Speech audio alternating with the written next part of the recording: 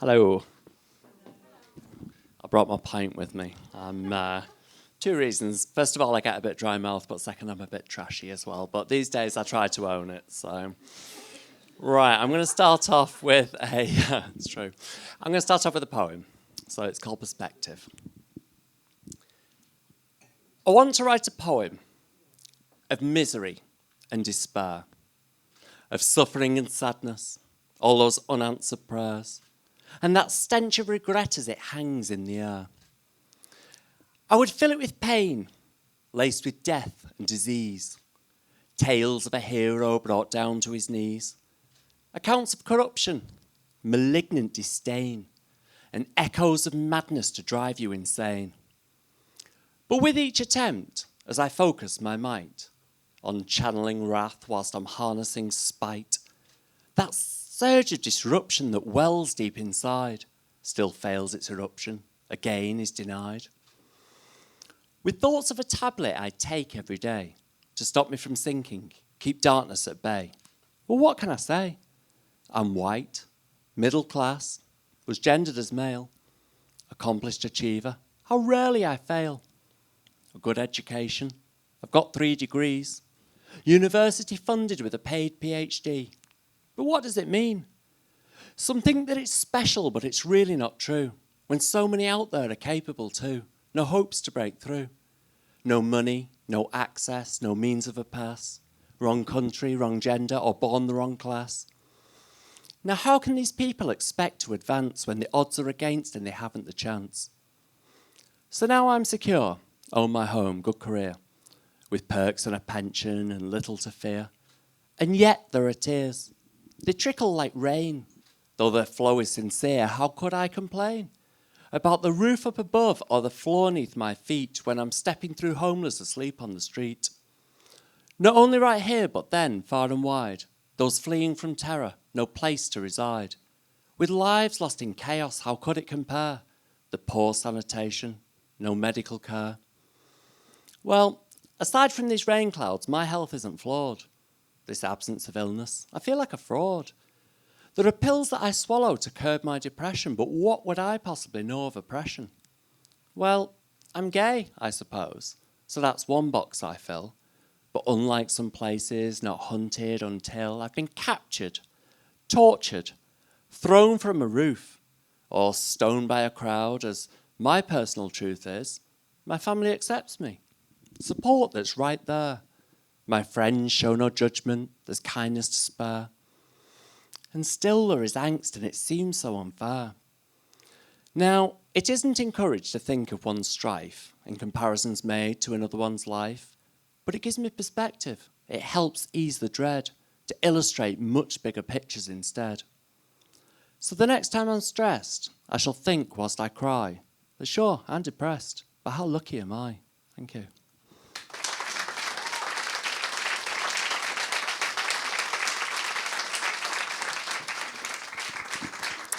Thank you. Okay, so I'm Aiden Bex, and in 2016, I experienced an episode of acute depression.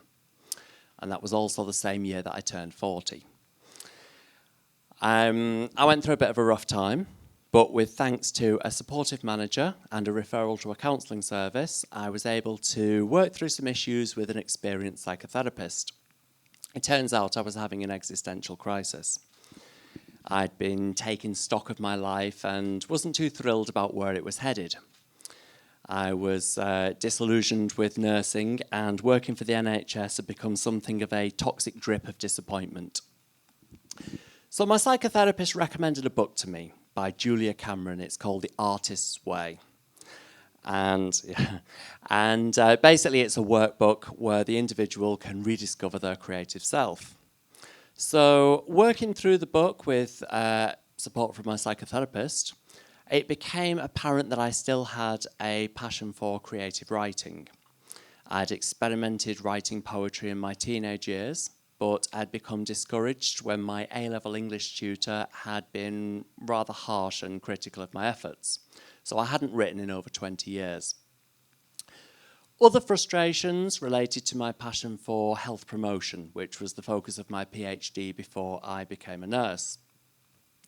I was struggling with the challenge of how to deliver health education effectively, and I was beginning to think it was all just a waste of energy. Around that time, a spoken word poem by Holly McNish went viral on social media, and it's called Mathematics. It has a very positive message about immigration. Now, Holly's poem had a very positive impact on my thoughts because it was then that I realised the potential for using creative writing to put out important messages regarding health. So I spent 2017 basically running a website, writing poetry and the script of a play, but it didn't really feel as though my work was getting out there. It didn't feel like anyone was reading it. So by 2018, I figured the best way to get myself heard would be to perform to an audience. So I entered my first poetry slam. Now, for those who don't know, a poetry slam is where a number of poets each get a set amount of time to deliver some material, and they're judged on their efforts. So it's a sort of competition for poets. As it happens, I won. This then led to further open mic slots and some offers of unpaid sets, including a 20-minute set at Hastings Pride. The highlight of the year was working with a local HIV charity, the Martin Fisher Foundation, to produce a spoken word poem for their latest campaign, Making HIV Stigma History. This again led to further opportunities and some charity events. But after the lovely ego boost that was 2018, I remembered that this journey wasn't all about me. I wanted other people to be encouraged the way I was during my difficult time, and for them to feel given the opportunity that they could present their creative selves without fear of embarrassment or shame. So in January 2019, I launched The Right Release, which basically aims to promote creativity and to provide supportive environments for writers and performers to network and showcase their materials. Now, it started with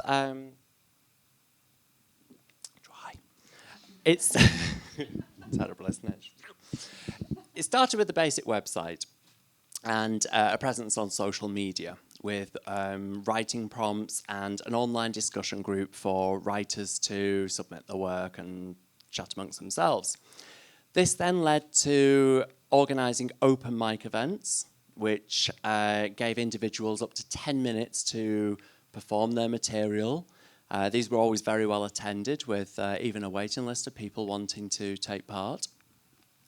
More recently, The Right Release has hosted a charity event to raise money for the Martin Fisher Foundation. Now, the aim of which was to maintain the open mic aspect, but to mix this with cabaret entertainment.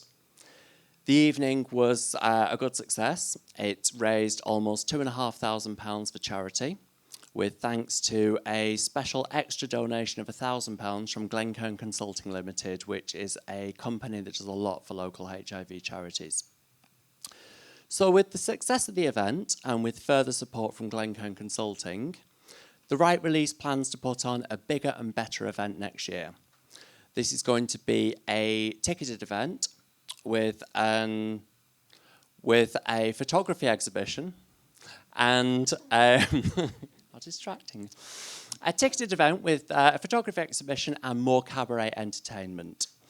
And so the Hilton Metropole has been booked for the 23rd of July 2020. And we already have some fantastic photographers and entertainers interested in taking part, including local legend Ali H. Comedy, whose comedic style is second to none. We've got Carly Dale Photography, who is an absolute diamond to work with, and Stuart Weir, who has been photographing Brighton live for the past 19 years. Also in the pipeline is a new monthly poetry slam night called Slamtabulous. Now, this is going to be launched on the 31st of October at The Verdict on Edward Street, and is going to be a bit different from your average poetry slam. Instead of the usual long run of performers, Slamtabulous is going to see poets and spoken word artists battle one-to-one in a series of rounds, all hoping to come away with a cash prize.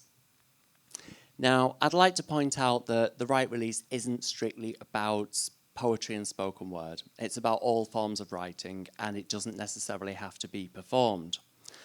The online discussion group writers can use to arrange meetups with other writers and to basically chat, get ideas, get feedback on their work. It's a community.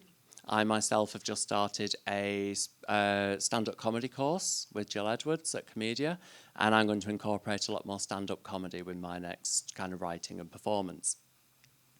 So the Write Release is evolving all the time, and I like to think that there's something for everyone there, whether you're a writer, a performer, or just somebody who wants to be entertained. The main point is that the Write Release aims to maintain a supportive network of people and to give people opportunities to present their creative selves without fear of being judged. So I've brought some business cards to one side over on the table. They've got the website, they've got social media icons, they've got my mobile number on there.